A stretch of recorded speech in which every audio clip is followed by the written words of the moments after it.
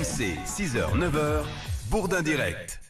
Et à 6h43, bonjour Héloïse Boll. Merci d'être avec nous. Vous êtes conseillère en gestion de patrimoine et alors vous écrivez ce livre, je trouve le titre absolument formidable. Les bons comptes font les bons amants et de fait c'est des conseils très pratiques pour que, comme vous le dites, l'argent ne devienne pas un tue-l'amour. Quand l'argent est mal géré, dites-vous, alors c'est un tue-l'amour. Première question, est-ce qu'il y a un tabou de l'argent dans le couple ? Il y a un tabou tel que c'est difficile de commencer par la fin, mais les avocats vous disent que quand les gens arrivent dans leur cabinet pour divorcer, il y en a à peu près 1 sur 5 qui ne connaît pas le salaire de son conjoint. Oui, ils n'ont même pas osé. Ils n'ont même pas parlé ou ils n'ont jamais osé en parler et c'est une catastrophe. Alors vous, c'est ça ce qui est assez génial dans le livre, c'est qu'il est très pratique et en même temps assez amusant. Je vous donne par exemple l'exemple d'un des chapitres, aborder la question essentielle du logement. Chez toi, c'est chez moi. Donc on va parler de cette question du logement et tout ça, du compte commun. Mais la première question, c'est, vous dites, il faut ne pas attendre justement que ce devienne une difficulté pour préciser les règles. Quelles règles faut-il préciser ? La première des règles, c'est de vérifier un petit peu quelles sont les dépenses du ménage, en fait, quand on s'installe ensemble, faire un budget et décider qui va payer quoi ou qui va payer combien. Et on essaye, dans la mesure du possible, de faire de participer de façon un peu équitable, c'est-à-dire qu'en gros, celui qui gagne plus participe un peu plus et celui qui gagne moins et contribue un petit peu moins. Et de fait, d'ailleurs, la loi, c'est la règle du Code civil, dit, je cite, qu'on est censé contribuer chacun à la hauteur de ses revenus. C'est exactement ça. Est-ce que vous conseillez le compte commun ? C'est une éternelle question pour les couples. Je le conseille dans la plupart des cas et je le conseille surtout pour les grosses dépenses, c'est-à-dire quand on achète une maison, quand on paye des impôts à deux, parce que quand on est pacsé ou quand on est marié, souvent on a une déclaration commune et on est obligé, les deux sont obligés de participer à l'impôt. C'est une très grosse erreur de laisser payer l'un ou l'autre. Donc pour toutes ces dépenses importantes, c'est important d'avoir un compte commun sur lequel on puisse voir finalement que chacun a participé pour les grosses activement. Dépenses donc, mais par contre pour la vie quotidienne du foyer, c'est pas nécessaire d'après vous ? Ça peut simplifier beaucoup de situations. Si tous les mois il y a un virement de l'un et de l'autre, c'est plus facile, notamment dans les situations où l'un gagne beaucoup moins que l'autre. C'est plus facile d'avoir le conjoint qui est alimenté une fois par mois que de faire la manche tous les matins en demandant est-ce que tu peux m'aider à financer les baskets du petit dernier. Sur l'habitat, vous y consacrez beaucoup, la question de l'achat éventuel d'un appartement ensemble ou d'un foyer, d'un loyer. Là-dessus, quelles sont les règles que vous avez envie de partager avec nous ? La première règle, c'est de ne pas faire l'autruche sur ce sujet-là parce que le logement et l'immobilier, c'est à peu près 60% du patrimoine des Français. Donc quand il y a un crash, c'est pas forcément un divorce, hein, ça peut être un deuil. C'est le poste qui va faire le plus mal. Donc c'est vraiment le sujet sur lequel on se penche rapidement.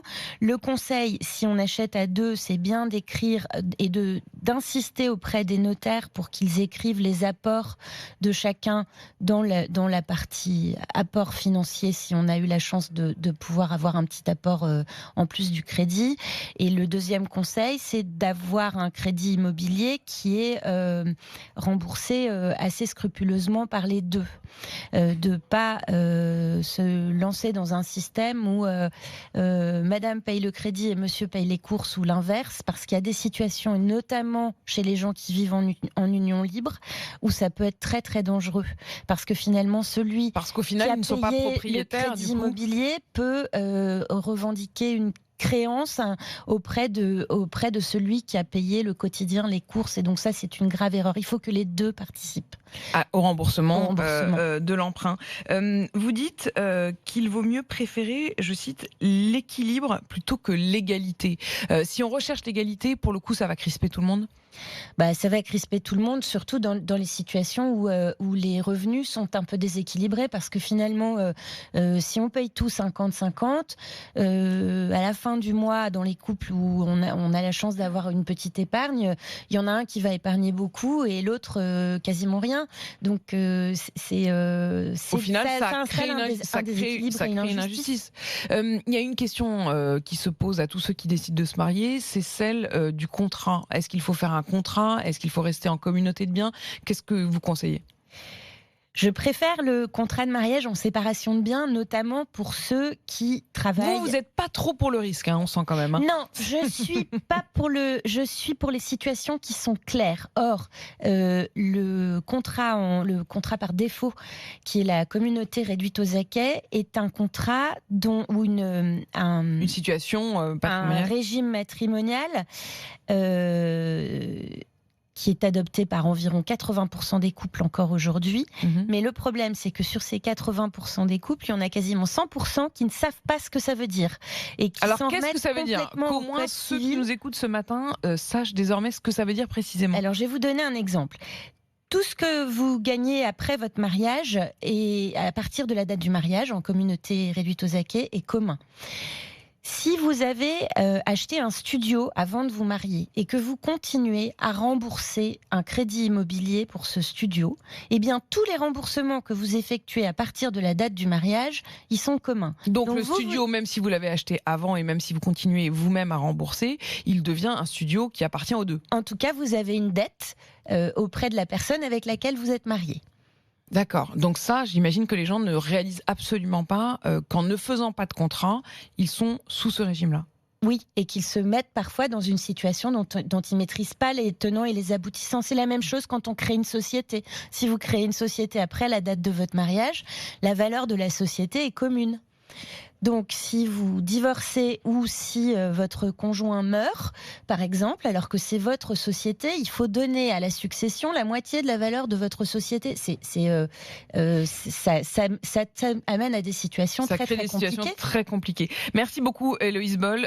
Toutes les réponses à toutes les questions, c'est extrêmement pratique. C'est dans votre livre « Les bons comptes font les bons amants ». Et on a bien compris que pour vous, il valait mieux anticiper quoi qu'il arrive. Merci beaucoup d'être venu dans ce studio d'RMC.